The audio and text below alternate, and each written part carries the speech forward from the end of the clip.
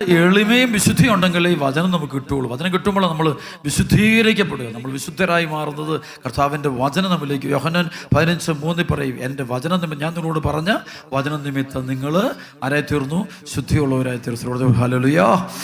വിശുദ്ധി നേടുന്നത് ആ വചനം വന്നിട്ട് നമ്മളെ വിശുദ്ധീകരിക്കുക. നമ്മുടെ ആത്മാവിനെ വിശുദ്ധീകരിച്ചെടുക്കുന്നത് കാണാൻ പറ്റും. വചനം കിട്ടിക്കഴിഞ്ഞാൽ നമ്മൾ തന്നെ അങ്ങ് വിശുദ്ധീകരിക്കും. നമ്മളുടെ പാപബന്ധനം, അശുദ്ധിയെല്ലാം തന്നെ, ചങ്ങലെല്ലാം തന്നെ അങ്ങ് പൊട്ടിപ്പോകുന്നു കാണാം. നമുക്ക് നല്ല കൃപയിൽ വളർന്നു വരാൻ പറ്റുന്ന കാണാൻ മനസ്സിലോട്ട്. Hallelujah, hallelujah.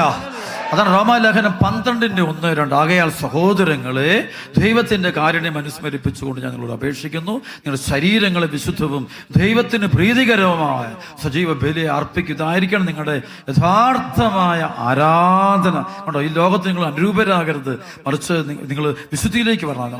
അപ്പോഴാണ് നമുക്ക് നല്ലതും ചീത്തയും എല്ലാം നമുക്ക് വിവേചിച്ചറിയാൻ പറ്റും. വിശുദ്ധിയുള്ള വ്യക്തിക്ക് മാത്രമേ നല്ലതും ചീത്തയും തിരിച്ചറിയാൻ പറ്റുള്ളൂ. കള്ളം, തിന്മയും നന്മയും തിരിച്ചറിയണമെങ്കിൽ നമുക്ക് വിശുദ്ധി വേണം. വിശുദ്ധി ഉണ്ടെങ്കിൽ മാത്രമേ തിന്മയും നന്മയും തിരിച്ചറിയുമ്പോൾ, അല്ല നമുക്ക് തിരിച്ചറിയാം എല്ലാം നന്മയാണ് നമ്മൾ കയറി പറയും. ഹല്ലേലൂയ.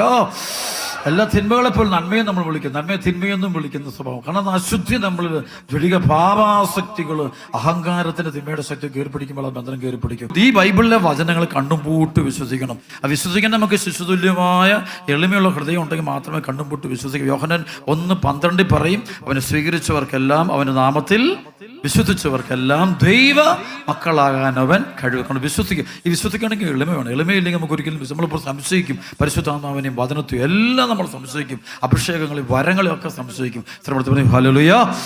അത് നമ്മൾ അശുദ്ധി ഉള്ളതുകൊണ്ട് എല്ലാം സംശയ മനസ്തുതിയോടെ നമ്മൾ കാണും. കാരണം നമ്മൾ അശുദ്ധി ഉള്ളതുകൊണ്ടാണ് നമുക്ക് സംശയം, ഭയങ്കര സംശയങ്ങളായിരിക്കും. എല്ലാത്തിനും ദൈവവചനം എല്ലാം സംശയിക്കും. ഈശോയൊക്കെ സംശയിക്കും, പരിശുദ്ധ അമ്മയെ സംശയിക്കും, തിരുസഭയെ സംശയിക്കും, കൂദാശകളെ നമ്മൾ സംശയിക്കും. പറഞ്ഞു ഹല്ലേലൂയ. വിശുദ്ധിരൊക്കെ നമ്മൾ സംശയിക്കും. കാരണം നമ്മൾ അശുദ്ധി ഉള്ളതുകൊണ്ടാണ്, തിന്മ നിറഞ്ഞിരിക്കും. നമ്മൾ അശുദ്ധി കൊണ്ട് ഹൃദയം. അപ്പോൾ അതുകൊണ്ട് എല്ലാം സംശയം. ഇതുവരെ കുടുംബത്തിൽ സംശയിക്കും. ഭാര്യ ഭർത്താവിനെ സംശയിക്കും, ആവശ്യമില്ലാതെ സംശയിക്കും. ഭർത്താവ് ഭാര്യയെ സംശയിക്കും, മാതാപിതാക്കൾ മക്കളെ സംശയിക്കും, മക്കൾ മാതാപിതാക്കളെ സംശയിക്കും. എല്ലാവരും സംശയിക്കും, സഭയൊക്കെ സംശയിക്കും. കാരണം ഈ ജടിക പാപം വരുമ്പോൾ ഉണ്ടാകുന്ന ഏറ്റവും വലിയ ഇമ്പാക്റ്റാണ് കൺഫ്യൂഷൻ. ഭയങ്കരമായ സംശയങ്ങൾ നമ്മുടെ ആത്മാവിൽ മനസ്സിൽ കയറിക്കൊണ്ടിരിക്കും.